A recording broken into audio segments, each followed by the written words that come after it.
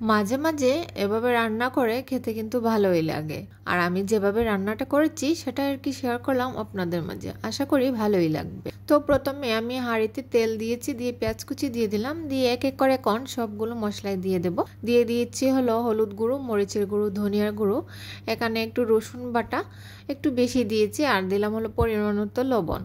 দিয়ে একটু পানি দিয়ে আমি মশলাটাকে একটু নাড়াচাড়া করে নিচ্ছি। আমার মশলার দেয়া শেষ, তারপর আমি ঢেকে একটু কষিয়ে নিলাম। যখনই তেলটা উপরে বেশি উঠবে তখনই আমরা বুঝে নেব যে কষানোটা হয়ে গিয়েছে। এখন এখানে আমি একটা মাছের লেজ দিয়েছি, এটা যে কোনো মাছের লেজ হতে পারে।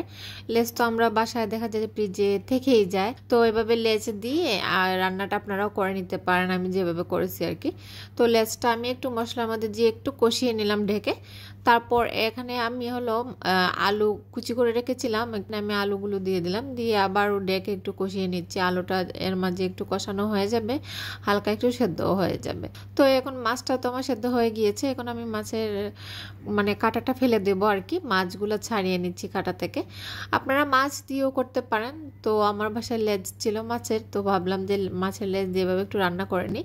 তো এই তো মাছের কাঁটাটা আমি ফেলে দিলাম, আর এখানে আমি শাকগুলো আগেই কুটে পরিষ্কার করে রেখেছি, তো সেই শাকটা দিয়ে দিলাম।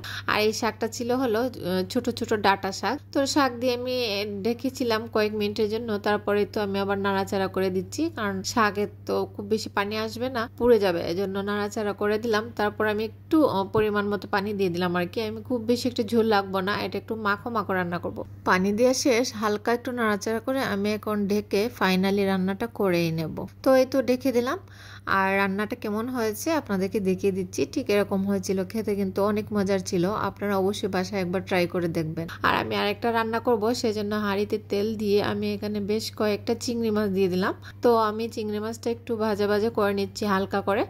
এখানে মাছগুলো যখন আমার ভাজা হয়ে গিয়েছে তখন আমি সবগুলো মাছ উঠিয়ে রাখতেছি, আর সেই তেলে পেঁয়াজ কুচি দিয়ে এখানে আমি একটু রসুন বাটা, একটু আদা বাটা, হলুদের গুঁড়ো দিয়ে একটু পানি দিলাম।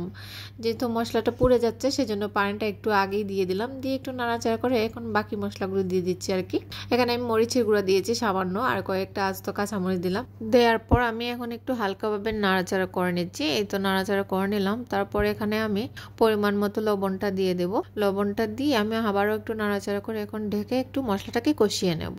তো যতক্ষণে আমার মশলাটা কষানো হয়, তারপর আর কি আমি আগে থেকে পরিষ্কার করে কেটে রেখেছিলাম লাউ, তো লাউটা দিয়ে দিলাম। এখন লাউটা দিয়ে খুব ভালোভাবে মশলার সঙ্গে মিশিয়ে নিচ্ছি। আসলে মাঝে মাঝে এভাবে রান্না করে খেতে ভালোই লাগে, সাধারণ রান্নাগুলো অনেক সময় অসাধারণ হয়ে যায়। তো আমি ঢেকে দেওয়ার পর যখন লাউটা কষানো হয়ে গিয়েছে, তারপর যে আগেই চিংড়ি মাছগুলো ভেজে রেখেছিলাম সেই চিংড়ি মাছগুলো দিয়ে দিলাম। দিয়ে এখন একটু পানি দিচ্ছি, কারণ লাউটা আমার সেদ্ধ হয় নাই। তো একটু পানি দিয়ে আমি এখন আবারও খুব সুন্দরভাবে নাড়াচাড়া করে মিশিয়ে নিচ্ছি লাউ চিংড়ি। তো ভালোভাবে মিশিয়ে নেওয়ার পর আর কি ঢেকে রান্না করতে হবে, তাই তো।